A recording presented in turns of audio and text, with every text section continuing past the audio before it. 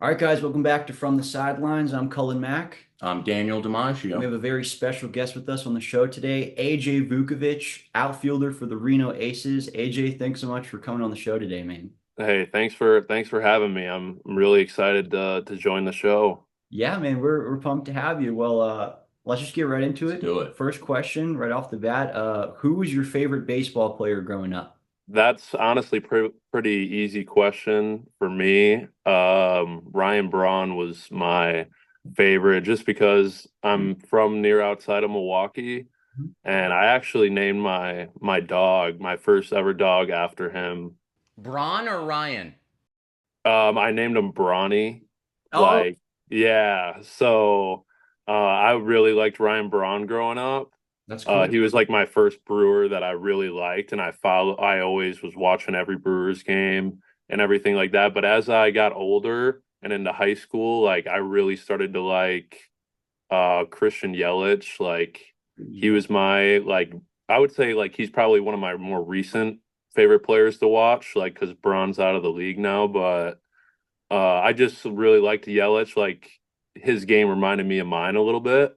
So I kind of like really just liked watching him. And then on top of that, like for the city of Milwaukee and everything, like he's been like a super cool figure, like good for the community, cool guy. So those two guys are kind of similar in that aspect. Like Milwaukee really likes those two guys. So and then if I want to throw it back, I've worn number 19 in a number of my teams in the minors because that was my dad's favorite player is Robin Yount. And I would kind of like to carry that over too a little bit. And I like 19. So You've said all these amazing players. I need to know how you feel about Prince Fielder.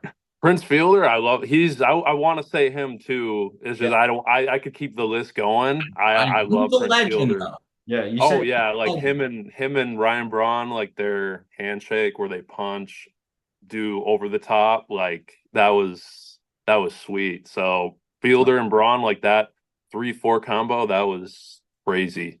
yeah, you for said sure. you're a Brewers fan. I told him not to wear the Mets gear today. Okay. And say Yeah, we're yeah. hurting some It's spicy. not a Pete There Alonso I jersey. actually went I just like when I came back home from Reno for my season, one of my buddies asked me if I wanted to go to game 3. Yeah. So I went to game 3. That was I mean, even though the Brewers like lost, but it was a really crazy atmosphere. There was a lot of Mets fans too, so They travel. They Yeah, they always do. do. They Yeah. travel. so they're hot right now. Oh yeah, they They're kind are. of like the Diamondbacks last year. I Yeah, know. right? Yeah. I'm hoping they do the same thing as the D-backs, make it to the World Series. Oh, 100%. Who or what inspired you to get into baseball? Yeah, I would say that's definitely my dad.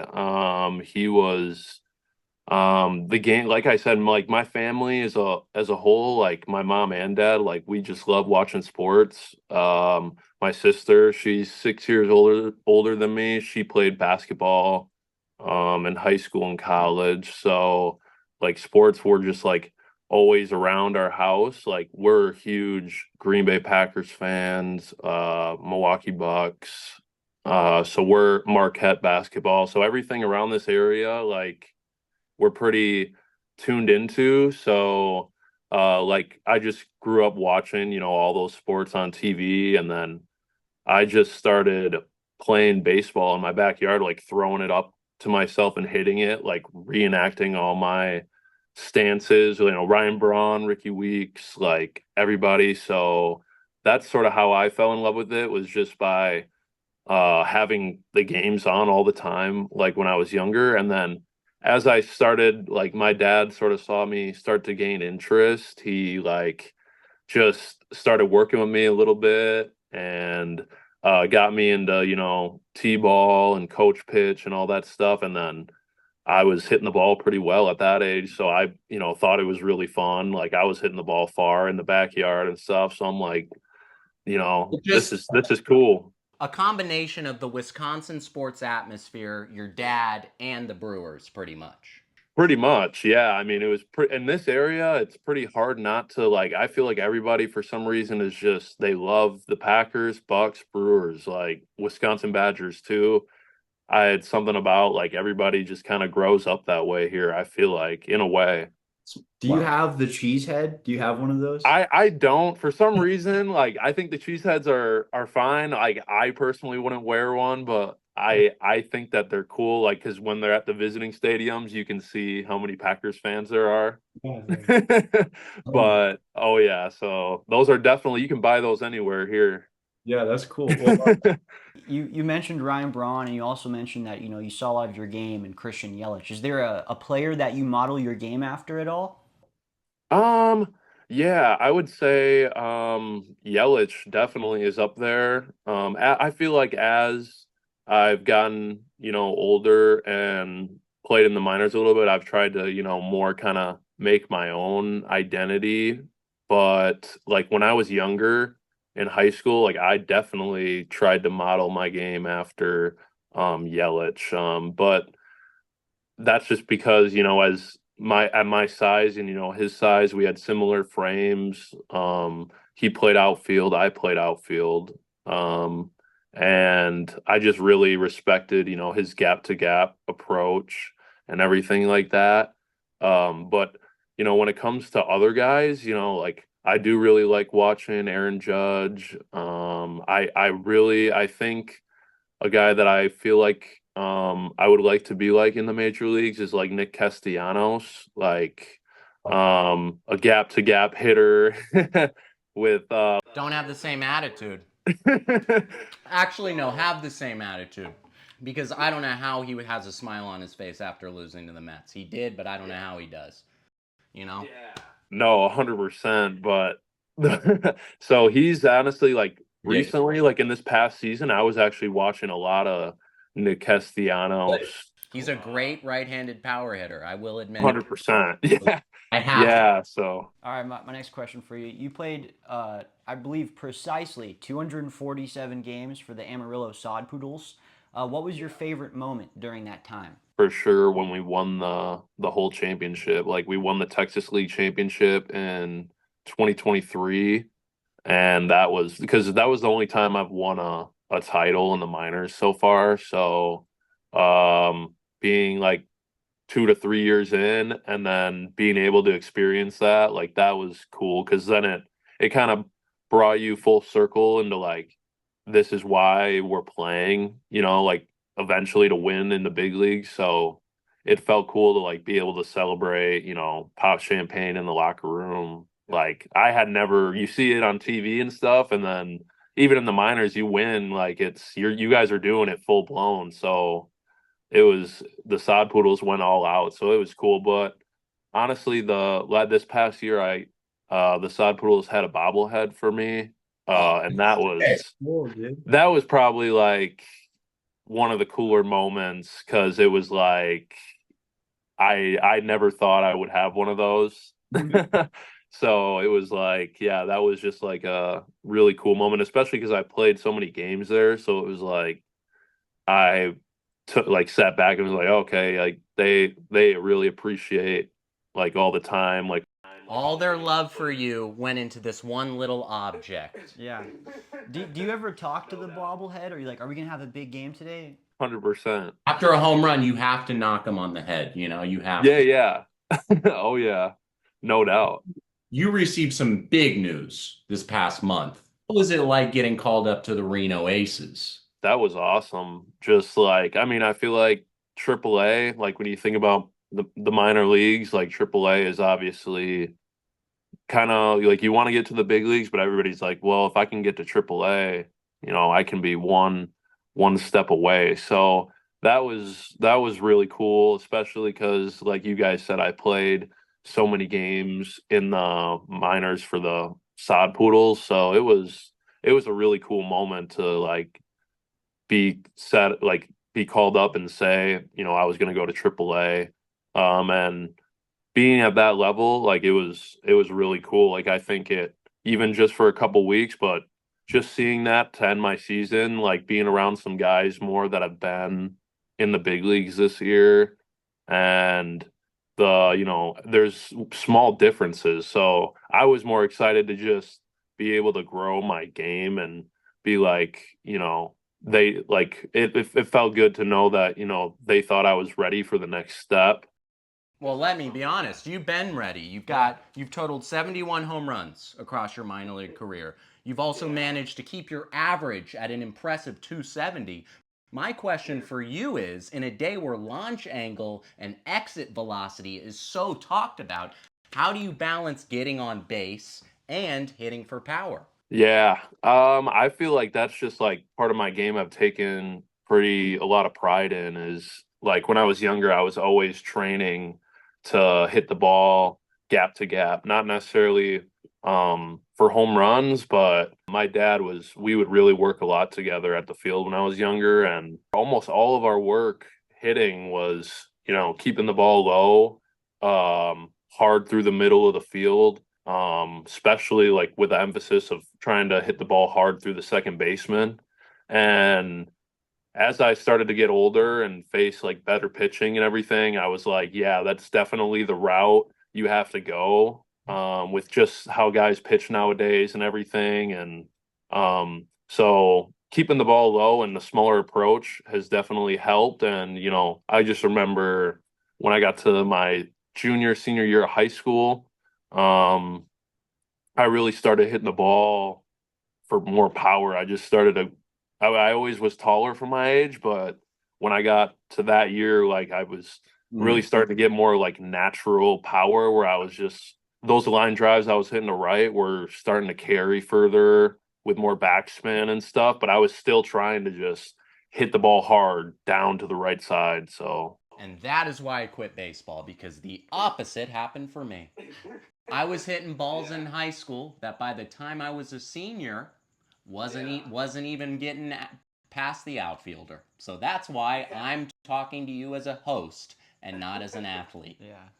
Same with him. This guy played every sport imaginable, but it's tough. It's tough. You always hear stories about guys, maybe in like the NBA, the MLB, and sometimes the NFL. When things aren't really going right for them, sometimes they go back to like their high school coach or their college coach. So I want to know, like, do you ever go back to the basics, like working with old coaches or doing old drills, or maybe even going back to work with your dad, since it seems like he's had a big influence on you when you're in a slump or something?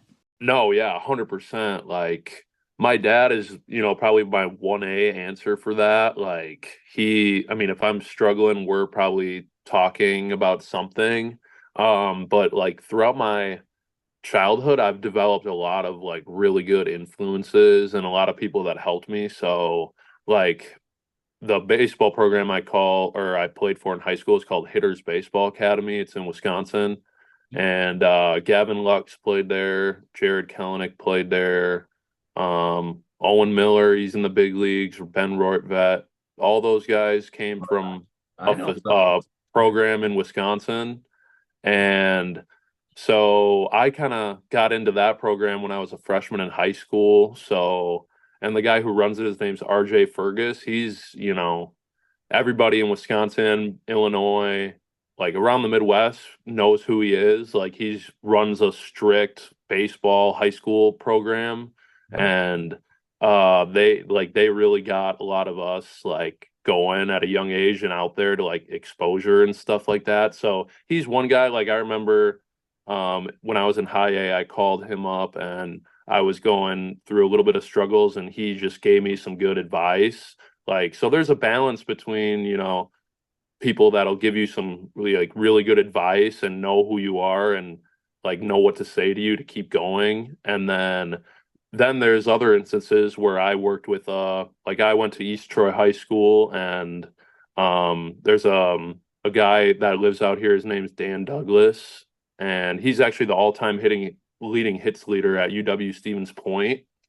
And his dad and him like worked with or were part of this hitting system when I was like really young, like 7, 8. It was called Super 8 hitting system, and you could look it up. It's pretty old school stuff like hitting, but it's like the basics of hitting and everything like that, like step by step swing and stuff like that. So like this past season I was struggling for a little bit, and when I came home for the All-Star break, I called him up because me and him in high school would go out to the field and hit all day and stuff. So actually, this past season, I called him up and was like, "Hey, like, let's just do something at the field like old times, basically."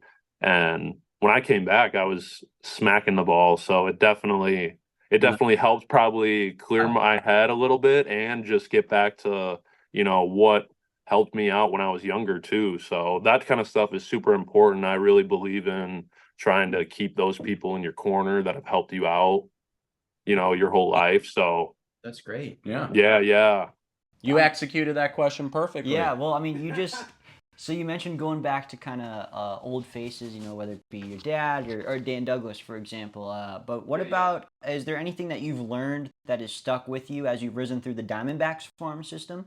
Yeah. I would say it's just like that drive and motivation of like just kind of wanting it more than everybody else, because at the end of the day, like all the stuff I've told you guys about, asking, him for help or let's do this, you got to, kind of want to do that yourself, and it can't really get, old or bored to you. And I feel like where I was able to get to Reno was just kicking it into another gear and saying, I'm going to really, figure out and stick to these things that I know work and do them, continuously. And I think that that's pretty much the separator. I feel like from what I've seen is, the guys that don't really lose that hunger, the drive, or why they're doing it. I feel like that's, what really helped me. There's a lot of things like baseball wise too, but I just feel like mentally that's a different challenge because everybody's putting in the work physically. Good answer. That's for great, sure. man. That's All right, excellent. well, we're going to segue a little bit. The last three questions we've got for you are quizzes and games. They're gonna have some fun now. Okay. I did some research on you, and I found out you were a multi-sport athlete in high school. Yeah.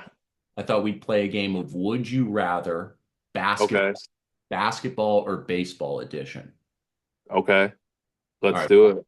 I'm going to start off with, would you rather dribble a new Spalding basketball or toss a pearly white baseball? I'll say pearly white baseball on that one. Basketball, like I want my ball to be kind of used up a little bit. Like I don't like when it's all like slippery and kind of like new out of the box. Like there's something about that brand new ball, like to start a game, Yeah. BP, like fresh pearls, like those are different. So Good answer.